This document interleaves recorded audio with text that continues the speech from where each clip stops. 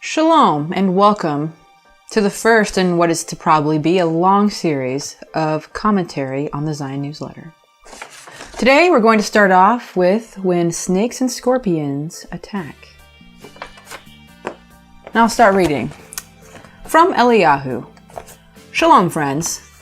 The Gospels present a world where the devil and other evil spirits are real and are the cause of much of the suffering and misery inflicted upon the human family. In the Gospels, Messiah and his followers take authority over these unseen parasites and drive them out of their tormented human host. What about that? Could it be true? Is it really possible that unseen evil spirits exist today and that demon possession is real? Some would say, no, that's just superstitious drivel dreamt up by ignorant peasants as a way to explain troubles and diseases that they had no explanation for. In the modern world, we have scientific medical treatments for many of the problems people used to attribute to evil spirits.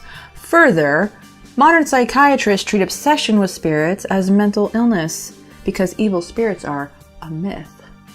Of course, a third gender is a myth, as well as a woman thinking they're a man and a man thinking they're a woman. And yet, we will indulge these people, but evil spirits aren't real. Anyways, continuing. Really, then how do you explain Richard Gallagher? Richard Gallagher is a board-certified psychiatrist and a professor of clinical psychiatry at New York Medical College, who also helps spot demonic possession. Here is how he explains himself. Is it possible to be a sophisticated psychiatrist and believe that evil spirits are, however seldom, assailing humans? Most of my scientific colleagues and friends say no, because of their frequent contact with patients who are deluded about demons, their general skepticism of the supernatural, and their commitment to employ only standard, peer-reviewed treatments.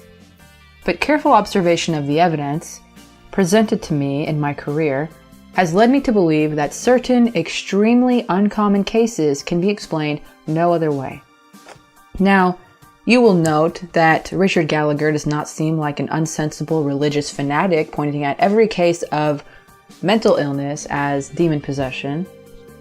He explains the cases and describes them as, however, seldom and certain extremely uncommon, which tells me that he really is trying to discern what's actually demon possession and what's actually mental issues. So, continuing on. Careful observation of the evidence. What evidence? Assaults upon individuals are classified either as demonic possessions or as the slightly more common but less intense attacks usually called oppressions. A possessed individual may suddenly, in a type of trance, voice statements of astonishing venom and contempt for religion. Can you blame them? While understanding and speaking various foreign languages previously unknown to them. The subject might also exhibit enormous strength, or even the extraordinarily rare phenomenon of levitation. He or she might demonstrate hidden knowledge of all sorts of things, like how a stranger's loved ones died, and what secret sins she has committed, even where people are at and in a given moment. These are skills that cannot be explained except by special psychic or preternatural ability. I have personally encountered these rationally inexplicable features along with other paranormal phenomena. My vantage is unusual. As a consulting doctor, I think I have seen more cases of possession than any other physician in the world. Surely, as the most experienced psychiatrist in the world in the field of separating the mentally ill from the certifiably demon-possessed, Gallagher's testimony arising from actual cases cannot be taken lightly. He also points out that the American Psychiatric Association has no official opinion on these affairs. That was a quote. So he is not at odds with the authorities in his profession. Further, while admitting that most are publicly skeptical, Gallagher asserts he is not the only mental health professional to acknowledge the existence of demon possession. He says, I've been pleasantly surprised by the number of psychiatrists and other mental health practitioners nowadays who are open to entertaining such hypothesis. Many believe exactly what I do, though they may be reluctant to speak out. And is it any wonder? Because right after Richard Gallagher came out with this article, he got a lot of backlash and demeaning comments about how he could be taken seriously as a psychiatrist if he believes in demonic possession. Though I'm sure that not a lot of people come in contact with people who are actually demon-possessed. I'm sure you can tell the difference between someone who's demon-possessed and who has mental issues after a while, and here's why. Actually, it is not surprising that some mental health practitioners have their eyes open to the spirit world. What other conclusion could they come to when they witness an uneducated mental patient taken over by a spirit that speaks to them in perfect Latin and takes 10 men to subdue? The truth soon becomes strikingly obvious on that level. Further, if news reports are to be believed, the incidents of spirit possession in the modern world have taken a huge uptick with no end in sight. Don't believe me? Then try Googling this under news. Demon possession on the rise. And I've taken the liberty of Googling that for you, since you're probably not going to do it. Okay, we have exorcism industry booming in France, Italy, and UK. Demand for exorcism is up threefold in Italy. Number of exorcism are on the rise in Metro Detroit. Vatican to hold exorcist training course. The Vatican course opens doors to 250 priests. Vatican launches exorcism training course, and etc. There's lots of articles like this. So it's not just a problem here and there. It's actually a global problem.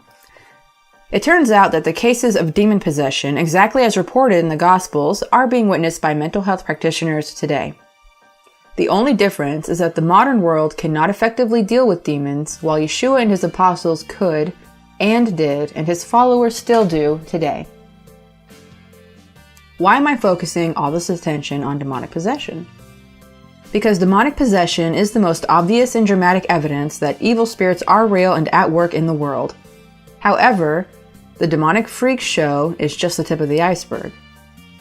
Below the surface of what is painfully obvious when actually encountered lies the far larger problem of subtle demonic influence that exists virtually everywhere. Hopefully, you are not dealing directly with spirit possession, but you are dealing with demonic influence, whether you realize it for what it is or not.